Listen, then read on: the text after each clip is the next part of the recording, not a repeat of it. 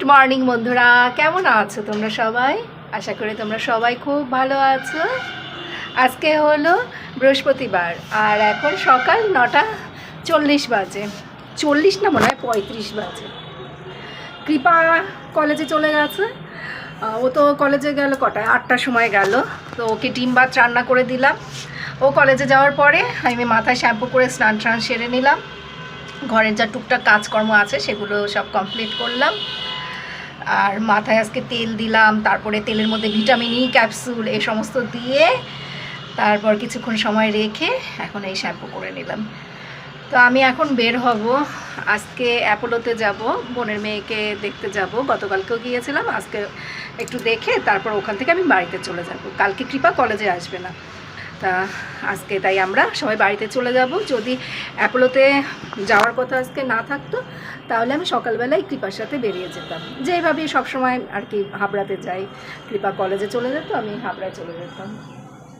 আজকে একটু দেরি করেই বের হচ্ছি, কালকে তো তাড়াতাড়ি বেরিয়েছিলাম কারণ আমি চিনতাম না, সেই জন্য কালকে একটু হাতে সময় নিয়ে বেরিয়েছিলাম। আজকে তো আর সেই প্রবলেম হবে না, আজকে তো সব জানি কোথা থেকে মানে বাসে উঠতে হবে, কোথা থেকে অটোতে উঠতে হবে, সেই জন্য আজকে একটু দেরি করেই বের হচ্ছি। কিন্তু দেখো চুলটা না ভেজা, এবার এভাবেই বের হবো কি না সেটাই তো বুঝতে পারছি না, নাকি ভেজা চুলটা কি ক্লিপ দিয়ে আটকে নেব ওটাই ভাবছি। আর আজকে জানো তো একাদশী, আজকে হলো গিয়ে ভীম একাদশী। এবার এটাকে কেউ ভীম একাদশী বলে, কেউ ভূমি একাদশী বলে, কেউ ভৈমী একাদশী বলে। পার্টিকুলার কি নাম আমি বলতে পারবো না, আমি 3টে নামই মানুষের মুখে শুনি। তো আজকের এই একাদশীতে নাকি শুধু ফল খেয়ে থাকতে হয়, মানে নির্জলা থাকলে ভালো হয়, কিন্তু যারা আর কি পারে না তারা ওই ফল সাবু এসব খেয়ে থাকে।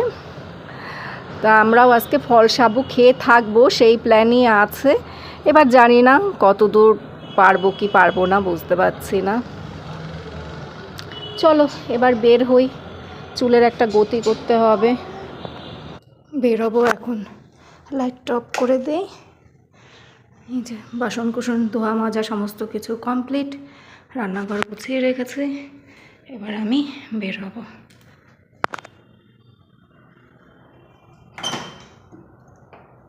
তালা চাবি আর এই ব্যাগটা নিতে হবে, আর আমার সাইড ব্যাগ তো থাকবেই।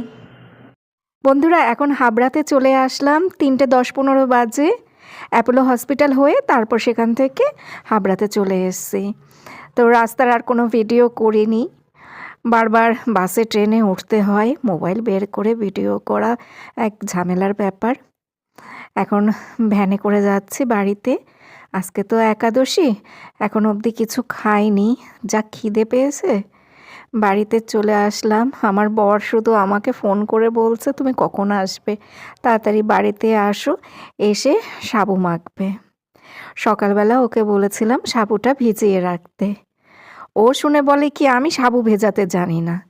আমি বললাম তুমি দোকান থেকে সাবুর প্যাকেট কিনে আনবে, তারপর গামলার মধ্যে জলে ভিজিয়ে রাখবে, তোমার সাবুটা ধুতেও হবে না, বাকি সব কিছু আমি বাড়িতে গিয়ে করব। সাবু ভেজানোতেও তার সমস্যা।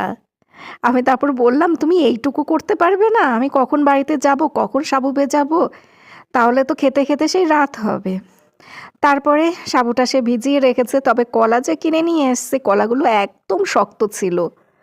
দুধটা গরম করে সাবু দিয়ে কলা দিয়ে মাখলাম, কিন্তু খেতে একটু ভালো লাগছিল না, যেহেতু কলাগুলো একদমই শক্ত ছিল। তাই আর কি আমি বকবক করছিলাম যে তুমি এখন অবধি বাজার করা শিখলে না। আর সাবুটা মনে হয় দেরি করে ভিজিয়েছে, কারণ সাবুটাও না শক্ত ছিল। বানিয়েছে এখন 4:15 না 15 না 4:30 বাজে।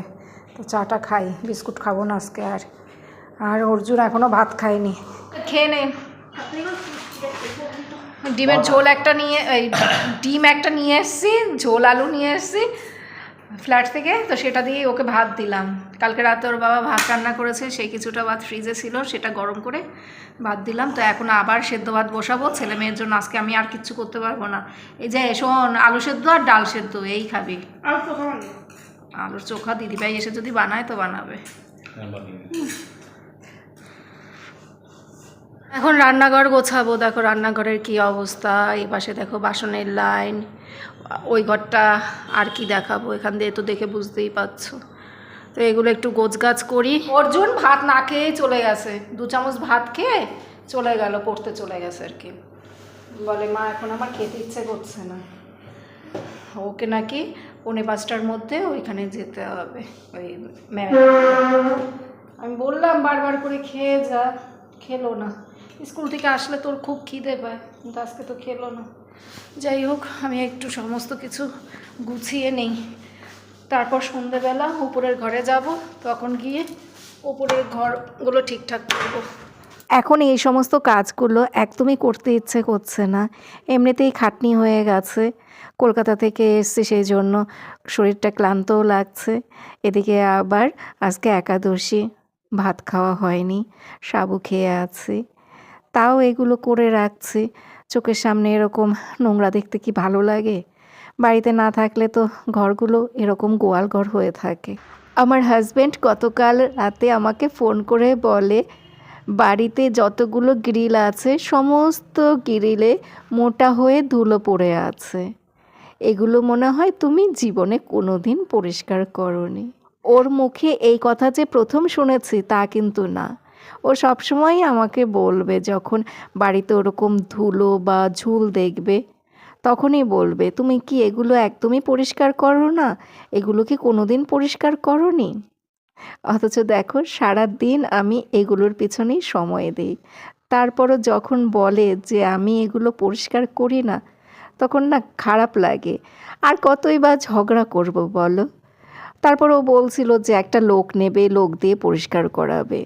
আমি বললাম লোক এসে পরিষ্কার করলো, সব ঠিক আছে, সপ্তাহখানেক পর দেখবে আবার ঠিক এইরকমই মোটা হয়ে ধুলো পড়ে থাকবে, তখন সেগুলো আমাকেই পরিষ্কার করতে হবে। তুমি লোক দিয়ে কত পরিষ্কার করাবে? আমি অল্প অল্প করে প্রতিদিন কিছু না কিছু ডাস্টিংয়ের কাজ করে থাকি। এখন বাড়িতে থাকি না বলে আমার উপরে প্রেশারটা একটু বেশি পড়ছে, তাই আমি ঠিকঠাক মতো আর কি 2 দিক ব্যালেন্স করতে পারছি না।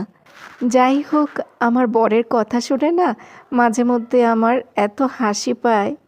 আগে জানো তো এরকম ছোটোখাটো ব্যাপার নিয়ে খুব ঝগড়া করতাম।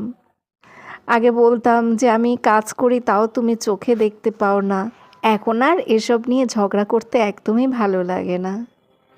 এখন মনে হয় যে যা বলে বলুক, যে যা বোঝে বুঝুক, তাতে আমার কি? আমি কি করি না করি সেটা তো আমি নিজে ভালো করে জানি। একই টাইমে ছুটি তো, আস্তে আস্তে গাড়ি চালিও। গুড মর্নিং বন্ধুরা। একটা বড় সড়ো রকমের দীর্ঘ নিঃশ্বাস নিয়ে গুড মর্নিংটা বললাম, তাই না? সাত সকাল থেকে এত বাজে বাজে খবর আসছে, সেই জন্য গুড মর্নিংটা আর ভালো করে বলতে পারলাম না, দীর্ঘ নিঃশ্বাস নিয়েই গুড মর্নিংটা বলা হলো। তার মধ্যে একটু এইমাত্র খবর দিল আমার বর যে ঘর মোছার মেয়েটা আসবে না। আমি তো ওর জন্য ওয়েট করছি, সামনের বারান্দাটা মোছাবো ওকে দিয়ে। বারান্দাটা ধুলো পড়ে কি অবস্থা, গ্রিল পরিষ্কার করেছি, তারপরে ঝুল ঝাড়লাম নিচের ঘরে, আর বাইরের এই দিকটায়, ওই সামনের দিকটায় যায়নি, মানে যাওয়ার সময় হয়নি সামনের দিকটাতে। আমার বর বলে কি ও তো আজকে আসবে না, কালকে বলে গিয়েছিল যে আজকে আসবে না। আমি বললাম তো সেই কথা তুমি এখন বলো আমাকে, আজকে ও আসবে না, তাহলে তো আমি সকালবেলা ঘরটার মুছে নিতে পারতাম। যাই হোক, এই তো অর্জুন চলে গেল, তো এখন রান্না করব। আজকে শুক্রবার, নিরামিষ রান্না হবে। তো বরকে বললাম সবজি বাতি নিয়ে আসতে, সবজি নিয়ে আসতে। আর ওরা আজকে খেয়েছে ওই কি বাটার ব্রেড নাকি ওই চিজ ব্রেড নাকি এইসব খেয়েছে। ভাত রান্না হয়ে গেছে, ডাল সিদ্ধ হয়ে গেছে, আর হ্যাঁ কাটাকুটিও হয়ে গেছে। এবার আমি ধীরে সুস্থে রান্নাটা করব। এটা কিসের বড়া বানাচ্ছি বলো তো? সর্ষে ফুলের বড়া। আজকে সর্ষে ফুল নিয়ে এসছে, আমি সেদিন বলছিলাম আনতে, 2 আটি এনেছে, তো 1 আটি দিয়ে বড়া করছে, আবার কাল পরশু আরেক আটি করে নেব। সর্ষে ফুলের নাকি বাটা খাওয়া যায়, সেটা খেতে নাকি আরও টেস্টি হয়। আমার ননদদের বাড়িতে করে, ওরা বলে বাটা খেতে বেশি ভালো লাগে। বাসনগুলো একটু গোছা, একটু আমার হাতে হাতে কাজ কর, অনেক কাজ। তো সবজির খোসাগুলো জমিয়ে রেখেছে, ওগুলো একটু ওই গাছের গোড়ায় দিয়ে আয়। বেগুন পোড়া হয়ে গেছে, সাদা সাদা না, অনেকক্ষণ পুড়িয়েছে। আজকে রান্না করেছি মিষ্টি কুমড়ো দিয়ে মটর ডাল, বেগুন ভর্তা, সর্ষে ফুলের বড়া, ফুলকপি আলুর তরকারি। শুক্রবার দিন এত সুন্দর সুন্দর রান্না হয়, জিভে জল চলে আসে। তারপর আজকে আবার হলো একাদশীর পরের দিন। আমি এখনও কিছু খাইনি জানো তো, ওই একদানা চিরা মুখে দিয়ে পালন করেছিলাম। ভারী আর কোনো খাবারই খাওয়া হয়নি, থাইরয়েডের ওষুধটা খেয়েছি, আর কিচ্ছু খাওয়া হয়নি। তা এখন ভাত খাবো, আর একটু পরে ভাত খাবো, মানে একবারে আর কি সকালের ভাত আর দুপুরের ভাত একবারে আর কি খেয়ে নেবো, আর একটু পরে ভাতটা খাবো।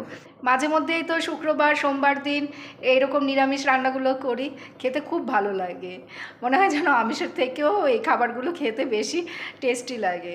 উপরে চলে আসলাম, এখন নারকেল কোড়াবো, তারপর বিকেলের দিকে পুলি পিঠা বানানোর ইচ্ছে আছে। একটু চুষি চুষি খাবো। আমি এই দুদিনে এত কিছু কি করে করব, আবার তো সামনের সপ্তাহে ফ্ল্যাটে চলে যেতে হবে। এই দুদিনে এত কিছু হয়। আজকে দেখি বিকেলে কটা পুলি পিঠা বানাবো। তো এই পুলি পিঠাটা কৃপাই খেতে চেয়েছে। কড়াইশুঁটির কচুরি করা হয়নি, কড়াইশুঁটিগুলো ছাড়িয়ে রেখেছি, সেই দিয়ে কচুরি এখন অবধি করা হয়নি। কালকে করো কড়াইশুঁটি কচুরি, আমি আলুর দম রান্না করবো। তুমি একটু আলু খালি সেদ্ধ করে রাখবে, একটা অন্য রকমের আলুর দম করবো। এই দেখো আমাদের বাড়িতে কত বড় একটা জিনিস এসছে, দেখতে পাচ্ছ? আমাদের টিভিটা তো খারাপ হয়ে গিয়েছিল, অনেক দিনই হয়েছে। এই নতুন টিভিটা 2-3 দিন আগে আমার বর কিনে নিয়ে এসছে। যেদিন এই টিভিটা আনা হয়েছে সেদিন আমি ফ্ল্যাটে ছিলাম। আজকে টিভিটা ওরা সেট করে দেবে, কোম্পানি থেকে লোক এসছে। টিভিটা কিন্তু অনেকটাই বড়, আগে যে টিভিটা ছিল তার থেকে এই টিভিটা অনেকটাই বড়। আমার হাজব্যান্ডের অনেক দিনের শখ ছিল এরকম একটা বড় টিভি কিনবে। ও নিজেই দোকানে গিয়ে পছন্দ করে এসছে, আমি যাইনি, ও নিজেই সব কিছু করেছে। ওর ভীষণ একটা শখের জিনিস আজকে বাড়িতে এসছে। ইলেকট্রনিক্স জিনিসের উপরে আমার হাজব্যান্ডের খুব ঝোঁক, এগুলোর কথা আমার হাজব্যান্ডকে বলতে হয় না। বাড়ির অন্যান্য জিনিসের জন্য যেরকম এটা ওটা বলতে হয়, কিন্তু এই সমস্ত জিনিসগুলোর জন্য ওকে জোর করতে হয় না।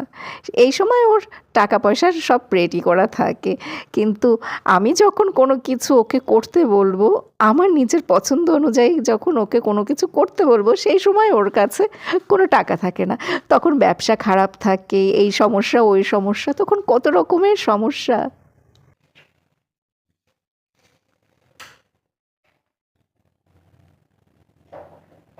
ওই এখানে এটুক ছাড়া হবে, নিচে আপনার এটুক ছাড়া হবে, ঠিক আছে?